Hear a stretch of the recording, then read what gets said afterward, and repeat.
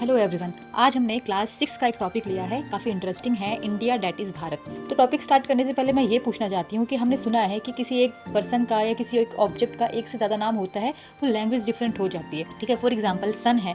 सन के अगर पर्यायवाची देखा जाए सूरज, रवि, दिनकर, भानु, सूर्य, बहुत सारे नाम है। इसी प्रकार हमारा कंट्री, उसका भी बहुत सारा नाम है। For example India, Bharat, Hindustan और जम्बूद्वीप या भारतवर्ष, बहुत सारे नाम हैं। वैसे ही इस टॉपिक के अंदर यही हम पढ़ने वाले हैं कि किस नाम का क्या हिस्टोरिकल पर्सपेक्टिव है और कौन सा नाम कितना पुराना है, वो अपने ट्रेडिशन से, अपने कल्चर से कितना जुड़ा हुआ है, क्या फॉरेनर्स ने भी ये नाम दिया हमें। ये टॉपिक शुरुआत करने से पहले मैं आपको ये बता दूं कि जब इंडिया का कॉन्स्टिट्यूशन बन रहा था तो हमारी जो कॉन्स्टिट्यूंट असेंबली स्थापित की गई थी, उस समय दो मुद्दे ऐसे जिनके ऊपर बहुत ज़्यादा डिबेट हुआ था, बहुत बहस हुई थी।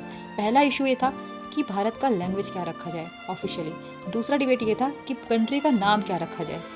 तो भारत के नाम को लेकर अलग अलग सजेशंस आते रहे। जैसे सेठ गोविंद दास ने बोला कि भारत का नाम भारत रखा जाए या हिंद रखा जाए। वहीं पर हरगोविंद पंत ने बोला कि भारतवर्ष रखा जाए। कुछ लोगों का कहना था कि हिंदुस्तान रखा जाए। तो वहाँ पर डॉक्टर भीमराव अंबेडकर, जो हमारे कॉन्स्टिट्यूंट असेंबली के ड्राफ्टिंग कमेटी के चेयरमैन थे और father of the Indian constitution हैं, उन्होंने भारत का एक मिक्स नाम अडॉप्ट किया और आर्टिकल 1 में इंडिया डैट इज भारत को एक्सेप्ट किया। So let's be talk about India. आज का जो हम मॉडर्न इंडिया देख रहे हैं, जिसके पास अपनी एक फिक्स बॉर्डर है, स्टेट्स है, पॉपुलेशंस है, क्या 500 ईयर अगो इंडिया ऐसा था? India was not like this. India के पास अपनी कोई फिक्स बाउंड्री नहीं थी, कोई बॉर्डर नहीं था। India known by different names. The reason we call the India subcontinent kept changing over a time. अगर हम बात करें तो हमें इंडिया के बारे में हिस्टोरिकली पता कहाँ से चलता है, तो पहला एविडेंस होता है एंशंट जो टेक्स्ट हमें मिलते हैं। दूसरा है अकाउंट्स ऑफ ट्रेवलर्स जो यहाँ पर घूमने आते थे, उन्होंने अपने जो अकाउंट्स लिखे हैं। तीसरा इंस्क्रिप्शंस हो गए या स्टोन या पिलर्स हो गए जो राजा महाराजा लिखवाते थे। वैसा ही एक हमें एविडेंस मिलता है हमारा एंशिएंट टेक्स्ट ऋग्वेदा। हमारे पास 4 वेद हैं, ऋग्वेद, यजुर्वेद, सामवेद, अथर्ववेद। ऋग्वेद सबसे ओल्डेस्ट टेक्स्ट बुक है हमारी, जहाँ पर इंडिया का नॉर्थ वेस्ट जो रीजन है उसे सप्त सिंधुवा कह के उसमें मेंशन किया गया है। सप्त मतलब सिंधुवा मतलब इंडस रिवर, तो 7 नदियों का जो रीजन है इसे बोला गया है सप्त सिंधुवा। सेकेंड एविडेंस को मिलता है महाभारत में। ओवरऑल पूरे सब इंडियन कॉन्टिनेंट के अलावा यहाँ के कुछ रीजन्स के बारे में भी मेंशन किया गया है, जैसे कश्मीरा कश्मीर, कुरुक्षेत्र आज का हरियाणा, वंगा मतलब बंगाल, केरला और आज का केरला। और अगर हम ओवरऑल इंडिया की बात करें तो इसके लिए 2 नाम मेंशन किए गए थे, भारतवर्षा और Jambudvipa. Bharatvarsh refers to the entire Indian subcontinent और इसका जो मीनिंग था वो था कि ऋग्वेद में ग्रुप ऑफ पीपल को भारत बोला गया था और आगे जाके किंग का नाम भी भरत था, तो इस वजह से भारतवर्ष नाम रखा गया इस रीजन को।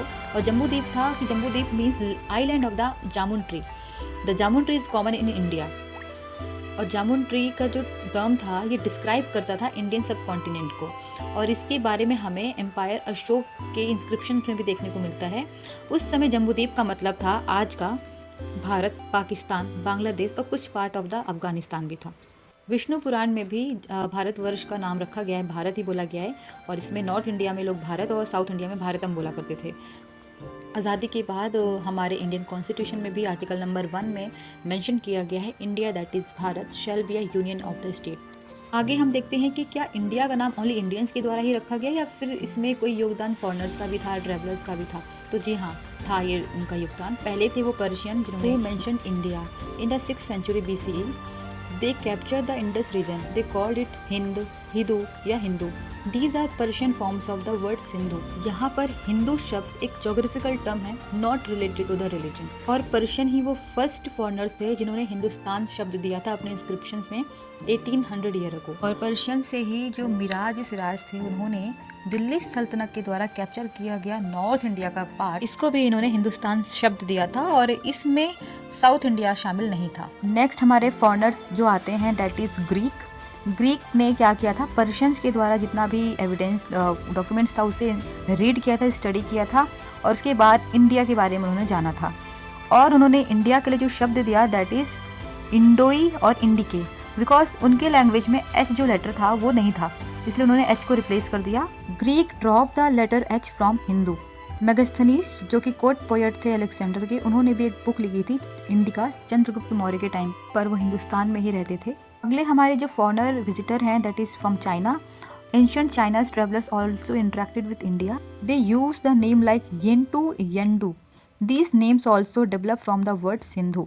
ठीक है। और इंडस रिवर से भी ये वर्ड डेवलप हुआ था उनका again.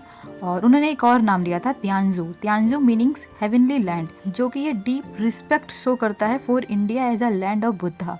So this chapter is all about India that is Bharat. हमने देखा कि यहाँ पर एंशियंट टाइम से लेकर मिडाइवल टाइम तक, या फिर इंडियंस के द्वारा, इंडियन टेक्स्ट बुक के द्वारा, कल्चर के ट्रेडिशंस के द्वारा, या फॉरनर या ट्रैवलर्स के द्वारा, इन्वेडर्स के द्वारा इंडिया को डिफरेंट नाम से पुकारा गया।